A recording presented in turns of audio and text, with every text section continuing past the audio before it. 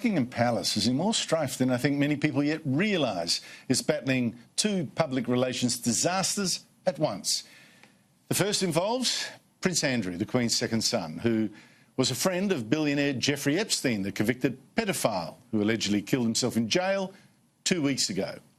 One of Epstein's victims claims he also pimped her out to Prince Andrew 3 times when she was just 17, something Prince Andrew denies. As I said last night, Britain's Mail on Sunday has now released a video shot 9 years ago showing Epstein and a young woman leaving his New York mansion, and then, an hour later, Prince Andrew, reportedly, waving goodbye to another woman from inside Epstein's house. By the way, that woman is the Australian link here because she looks very much like Catherine Keating, a daughter of former Prime Minister Paul Keating, who's lived in New York and dated a man connected with Epstein. Now, Keating has not responded to requests for comment on whether the woman shown is indeed her, and I should stress I'm not suggesting she had any knowledge or involvement in Epstein's crimes. The other major embarrassment to the royal family involves Prince Harry and his new wife, former American actress Meghan Markle. Both are global warming preachers. Markle, for instance, included warming guru Greta Thunberg on the cover of the Vogue edition she guest edited. And Prince Harry last month announced that he'd have just 2 children to save the world from global warming. 3 is too much. But the couple are now under media attack as hypocrites because they've since taken 4 private jet flights in 11 days to goof off on the Mediterranean, including flights in a jet owned by Sir Elton John to stay in his villa in Nice. Joining me from London is one of the sharpest political and cultural analysts I know, Brendan O'Neill from Spike. Brendan, it's great to see you. Can you tell me, why does it matter that Meghan Markle and Prince Harry fly around in their friends' private jets to go on holidays on the Mediterranean?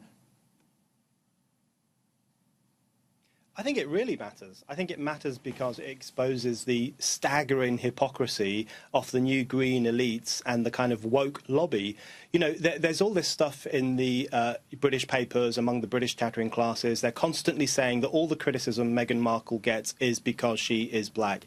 And that's completely untrue. You know, they turn everything into a race issue. The truth is that Meghan Markle and Harry are getting a lot of criticism because at the moment they epitomise, they typify that kind of elitist, posh, rich, woke person who thinks nothing of lecturing the masses about how they should be behaving while behaving very differently themselves. So, as you say, they were spouting from, you know, the pulpit of Vogue magazine just a couple of weeks ago about how we all need to save the planet. Now they've taken 4 private jet journeys over the past week to swanky holiday resorts. You know, these people are hypocrites, and people are tired of being lectured to by supposedly woke elitists. Well, on that hypocrisy front, I mean, it's odd that Markle admires Greta Thunberg, who at this very moment is sailing to the United States rather than fly because she says, you know, global warming gases. And yet Markle herself at the very moment is taking private jets for her holidays. I mean, the hypocrisy is just so in your face. It's so in your face. And, you know, the funny thing, of course, is that there are now reports that Greta Thunberg's trip to the US is not as green as she would like us to believe, because apparently the owners of the boat are going to have to fly out 5 or 6 people in order to sail the boat back to Europe. And, you know, I saw a report that's been, you know, in the European press about how Greta Thunberg's journey, if she had just flown by plane, it would have actually saved more carbon than if she'd gone in this boat that has to be followed up by all these crew people on aeroplanes. But, you know, the thing is that what Greta Thunberg and Meghan Markle do have in common, even if they do things slightly differently, is this instinct to tell people off, you know, really to look down their noses at the rabble who are presumed to be this kind of polluting mass of people, constantly making the wrong decisions, having too many children, driving polluting cars, going to supermarkets, eating the wrong food. I think what we're seeing is the emergence of a kind of neo-aristocracy, a green neo-aristocracy that thinks nothing of lecturing the public, and the public has had a gutful of it.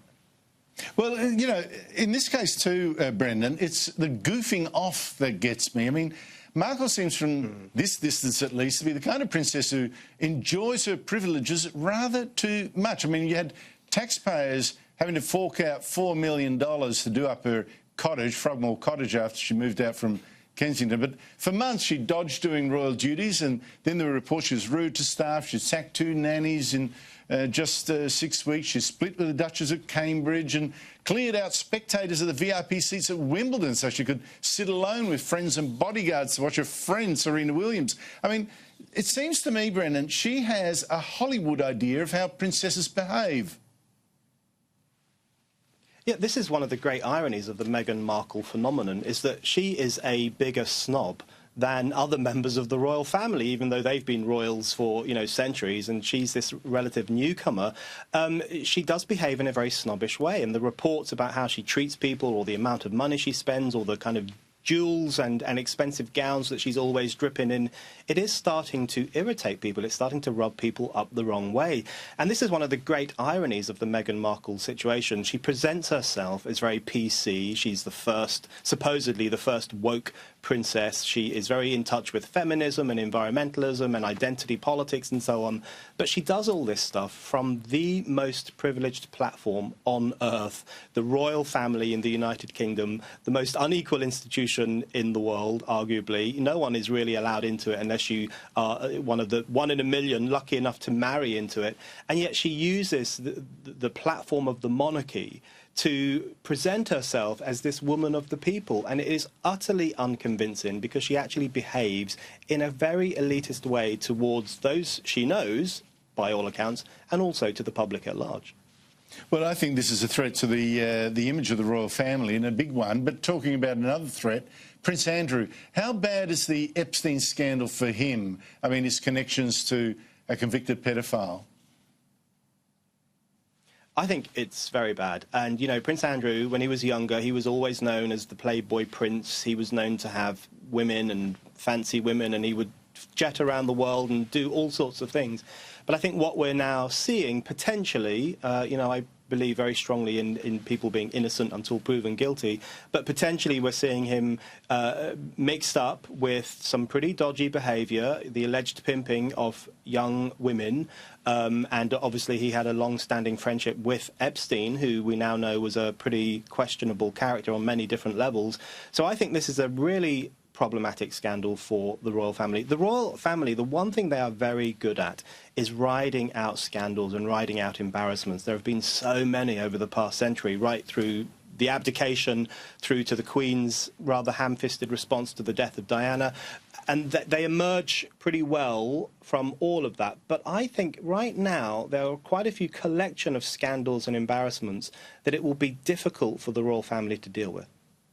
Yeah, they're just lucky they're not talking about the very direct people in line to the throne. But I agree. The sight of a very famous princess enjoying her privileges rather too much is anathema to, I think, most voters.